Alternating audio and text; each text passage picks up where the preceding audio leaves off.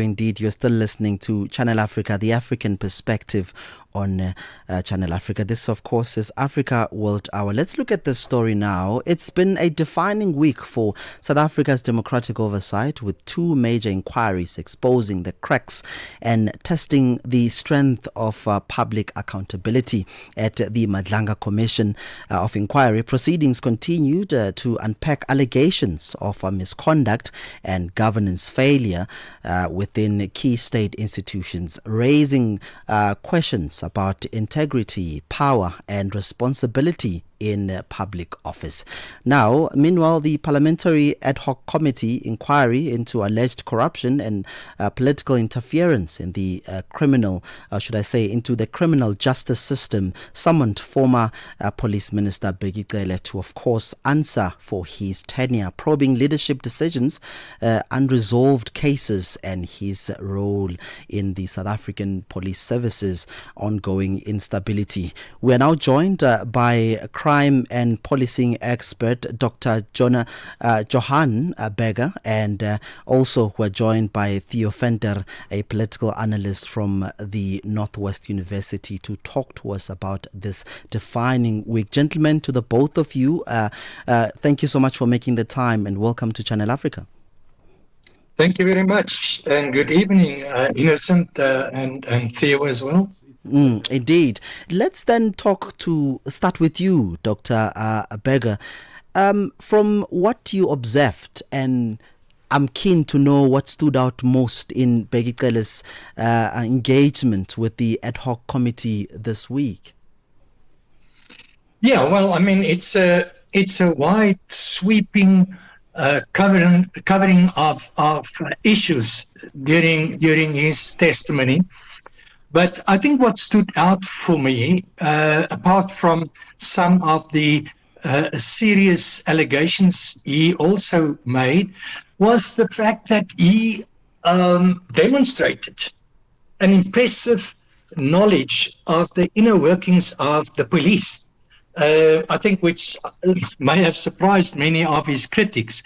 So that was quite surprising, but it was also important in the sense that he was able to make those who questioned him assist him in explaining how the police service functions, why we have this difficulty between the division of the political head of the department and the operational head, the national commissioner. And I think that was very useful. So those are just my introductory remarks. Yeah, indeed. It was interesting because at some point it looked like he's bearing, Senzo Mchunu there. But let me come to you, Theo Venter. What did you make of the tone and, if I can put it, the significance of Bheki Cele's appearance, in your view, before the ad hoc committee, and was this a real accountability of political cleanup exercise, in your view? It's a pity that I couldn't hear what Johan Berger said, because I've got great respect for his knowledge and his intimate experience in the police. But I hope he can hear me. I think the significance of Bheki Cele is because he has served in both positions as the political head of the police as well as a commissioner of police for a short period. And I think in that context, he provided some interesting insight. But I also thought that there was a level of having a grudge against what happened to him previously. And there's also a bit of arrogance in the way in which he answered the questions, which of course is part of his personality, the man with a hat for so long. It is as if he didn't take any prisoners, he just cut to the chase. And that, of course, the politicians liked at the parliamentary hearings. I think it will be different when he is in front of Madlanga, because that platform takes a completely different approach to the same kind of problem. Yeah. And were you satisfied with the questions from parliamentarians, Theo? You know, that's a difficult question. Each political party that serves in the ad hoc committee, of course, had a different angle of attack, and they came with different kind of questions. Some asked questions about the situation where Major General Johan Boysen was involved at Cato Manor, which goes back to 2011, 2012, when Wakanazi was the National Commissioner. And some, of course, asked questions about the role that Becky Cele played as a ANC Minister of Police. So it's very difficult to get a collective view on all the political parties, except that they've asked different questions than what the same issue would be in front of a judicial commission. And I think there was also a lot of political interplay between political parties. One that I found especially interesting was the interplay between the MKP and the questions that they have posed to Becky Cele, because it was not long ago, maybe less than a year ago, they were all serving in the same political party, and now they are in opposing formations. Yeah, and I heard that is also, accusing MKP. But let me come back to you, Dr. Berger. Did his responses... Sorry, can I just say, I can't hear a word of what Theo is saying. I wonder if you could fix the sound on your side. All right, let me, the producers are working on it, Dr. Berger. But as they are working on it, maybe let's talk about the responses addressed. If in your view, do you believe that the responses addressed the key concerns raised about the leadership instability and the state of policing in South Africa? I think it does. I think to a large extent, the type of questions that Becky Cele had to respond to, in a way, allowed him to also talk about those issues that is affecting the kind of policing that we have today. For example, he referred to public trust and confidence in the police that 15 years ago was at about 50%, and it's now at just over 20%, I think 21 or 22%. And he also talked about the middle ground as far as the police are concerned. And of course, he stressed the fact that it's not just about the police, it's about the criminal justice system more broadly, as well as the intelligence community. So it's widespread. But as his own experience was in the police, both as National Commissioner and as Minister of Police, allowed him to compare the situation when he was there, and even then there were huge problems. And for him now to say that there's a complete collapse of the middle ground illustrates the extent to which the police as an organization has deteriorated. And much of this is equally true for the rest of the criminal justice system. So, I mean, what he is saying is a serious warning that unless we do something to fix the system, the criminal justice system, we are in very serious trouble in this country. Yeah, and before we continue, let me find out with Fender. Are you able to hear Dr. Berger? No, I must apologize. I can't hear what he's saying. Therefore, if I inadvertently duplicate the listeners, must please forgive. No, apologies. I know that the producers are working to resolve that. But Dr. Berger, let me come back to you before I go to Theo. Okay. Gala openly agreed to knowing Kat Matlala and also confessed to have used his property at some point.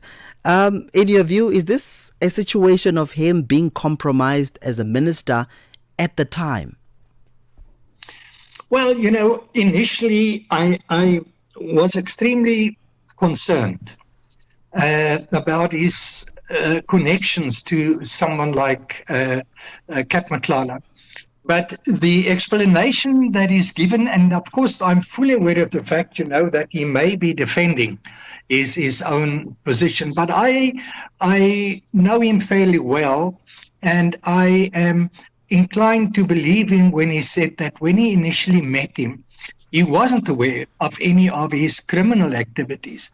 So, to that extent, it's possible. All of us sometimes deals with individuals that we know very, very little about, and you only find out afterwards that a person has a certain background which is not agreeable.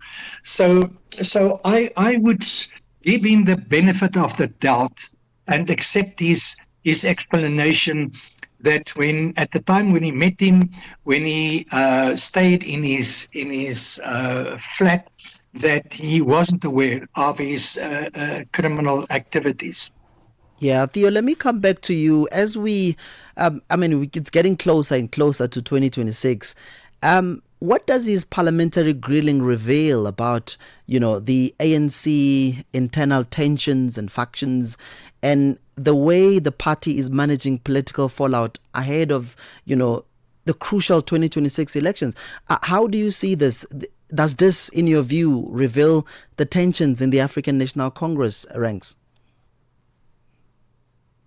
Well, without a doubt, and you must now remember when a party is experiencing a general decline in support and to a certain extent uh, an emerging legitimacy crisis, it is not as if the decline is a gradual um, decline that you can put on a graph and say it goes backwards slowly.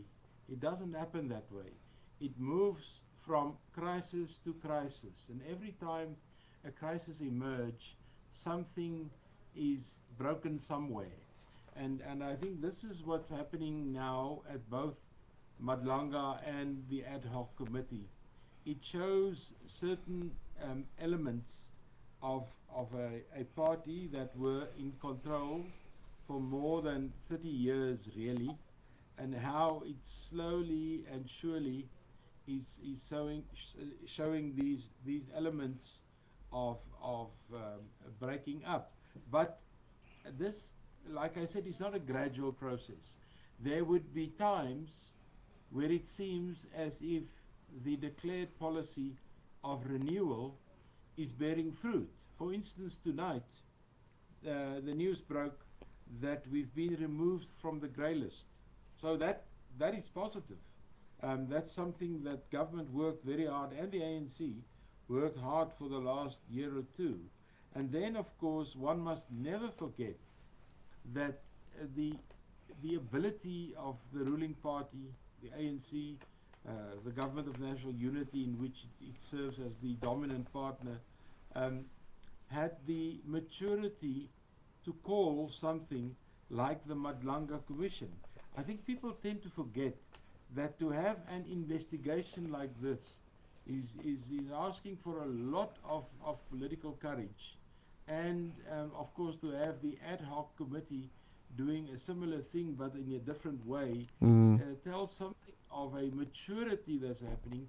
And I think that's why, although I can see what my colleagues and what survey research is showing that the ANC has got kind of a historic decline, I don't think that decline is only going in one direction. It can also regenerate itself under certain conditions. But what we are seeing now, the involvement of almost a triangle. In the one corner you've got politicians, in the other corner mainly ANC politicians, in the other corner you've got organized crime, and they slowly busy being identified. And then on the third corner of this triangle, you've got the police, and things are running horribly wrong. And as we approach next year's election, because that was in part your question, we will see that communities are going to become more and more restless, like we've seen in Johannesburg recently, and we've seen in several other towns. And that puts the police in a very difficult spot. And here I must say something about the police. Very often the police are shown as the people with rubber bullets and maybe tear gas and so on. But they have no role in quelling the issues of a community. They kind of the front line to protect property and this and that and the other. And I think the police's position is almost untenable as service delivery protests are going. Yeah, indeed, Venter. And I mean, obviously, like you rightly indicated, it's pretty much costly to run these commissions. And perhaps as a parting shot, what impact do these, repeated leadership failures at the top of the South African police services have on public confidence in government institutions more broadly? Does this, in a way, pull down the confidence of the public, in your view, Theo? Oh yeah, definitely.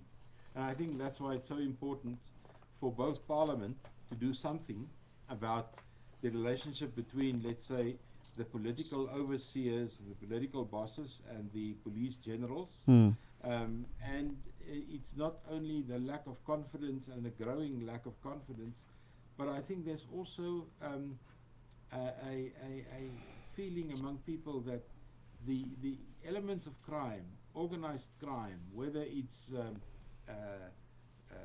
cash in transit or whatever kind of crime, it seems to me that they are having a field day because they know that the police are internally at loggerheads with each other, like we've heard from the Madlanga Commission today and yesterday.